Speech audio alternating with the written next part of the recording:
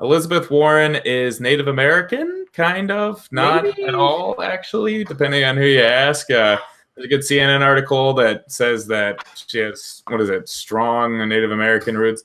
But then if you look at the actual results, it was between zero, so zero is a possibility, and about 1.5% chance that she had any Native American blood, which is less than the average Caucasian America. And here we are talking about this several years later. I mean, there's two sides to this, in my opinion. One, there's, as you've noted when we talked about, this story's so stupid that I hate that we're talking about it. Just the fact that, I mean, that she did this, and it's not even just that. And here's the other side of it. It's just disappointing that she would lie about something like that.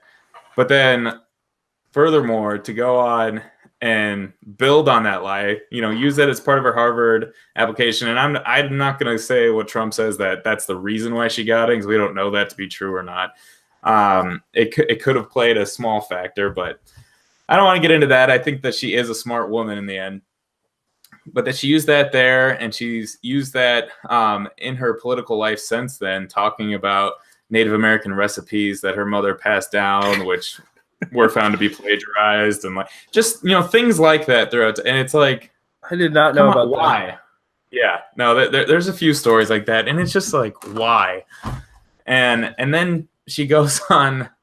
I mean, she calls Trump the racist or whatever for attacking her for lying, but then she says that he's attacking Native Americans when literally he's not, because she's not a Native American. So the whole story is. And it's just another one of these stories that it's like, why aren't we talking about real issues here? Why is this woman even in power to begin with? The main reason I put it in there, and I wanted to talk about it because even, when you're reading the article, you're like, this is, whatever, this is stupid. And I was like, that's the point. I think we should talk about it in a sense that this is a call to arms to Democrats. This game, because if you keep as Trump won because you played into his joke, you played into his Pocahontas nonsense, and by doing that you've hurt yourself. Congratulations, you played yourself. Because in a way, yes, we should laugh at this, because we should laugh at American politics occasionally, but you can't play into that game with him, because it's not going to work. Every time they do that, they lose. He wins. Yeah, exactly. Beat him on policy. Beat him on your politics. Don't beat him. Don't. We can get into that. I mean, problem is Democrats can't win on policy because their policies are higher taxes and killing babies. So it's kind of hard to win on. Although, sorry, don't even get me started on tax cuts and the deficit. But anyway, deficit. Yeah, spending is absolutely a problem right now, and Trump has said that he'll never sign a bill like that again. I really hope he doesn't. Congress needs to get their act together. That's another example of if the parties could work together to come up with a better budget, because, I mean, it's out of hand right now. Yeah. Spending is a different issue than the tax cuts, though. And, and I was, I do my best to listen to, I don't really have a choice when I listen to this isn't a jab at conservatives, but this is a jab to certain conservative personalities. I have to listen to them because of the situation I'm in.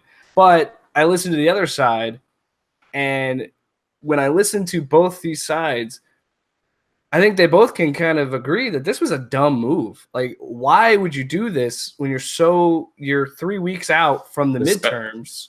What are you referring to? The Elizabeth Warren stuff. Like, why do the DNA test, all that stuff, play this game three weeks out? I know. You think that's gonna win? Here's my opinion. I almost think that maybe she believed that she was Native American, and so maybe she didn't think she was lying. And if that's the case, I'll give her a little bit of a benefit of the doubt there. That's the only reason I could think that you'd actually do that. And other than that, I think that Democrats realized that the Kavanaugh situation really was hurting them in the polls bad, because actual American citizens that watched that, and there were a lot, saw that the way that they attacked him was just absolutely ludicrous, and how there was no proof that he ever did anything wrong, and they just filleted him. I agree. I think that, you know, it was even during the Gingrich stuff. There are definitely Democrats that flipped because of that, Yeah. and the way that happened. And for me, it's like, again, if you don't agree, if you don't think Kavanaugh was a good choice, if you don't think that it happens, well, I'm not getting into the whole situation with the allegations because I don't know. I don't know any of the stuff that happened. None of us really. She for sure lied. It became very obvious throughout this whole thing. Well, my thing is, I'm not going to comment on that because I don't really have an opinion of it. But I think that the way that the whole situation was treated on either side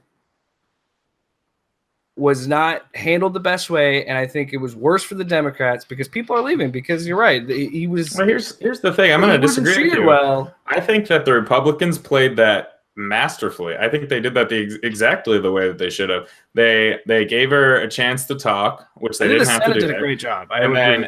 And then they hired a professional that is literally her job is to talk to people that are in these situations, knows how to ask the right questions, so that she wasn't being drilled by a bunch of old white dudes, which the Democrats would have killed them over. You know, they were very respectful about it the whole time. They did an investigation. They gave them another week for the FBI investigation. You know, they went through all these hoops just to make honestly, in the end, because they knew that they were going to get it through, and that nothing was going to come of it, because it was so obviously a political play, that it made the Democrats look bad. And I think that for the first time in a long time, I really felt like the Republicans cohesively played the situation politically in a smart way, and while still treating this woman and Brett Kavanaugh with respect. I guess my thing is, I think that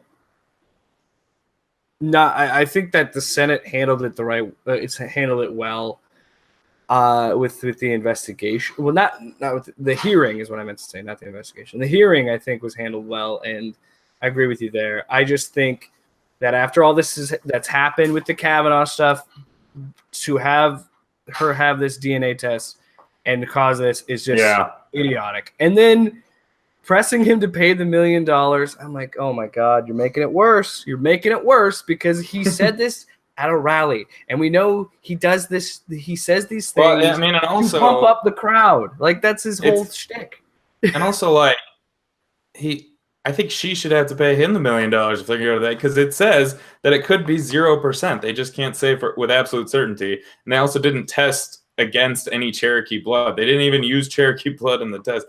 So, I mean, the whole thing's ridiculous. Yeah. And one final thing with that. If we're going to go based on those statistics, I'm sure you could probably find Native American blood in all of us, because that's where it's like that's our country starts. And it's it's like the margin of error in these tests.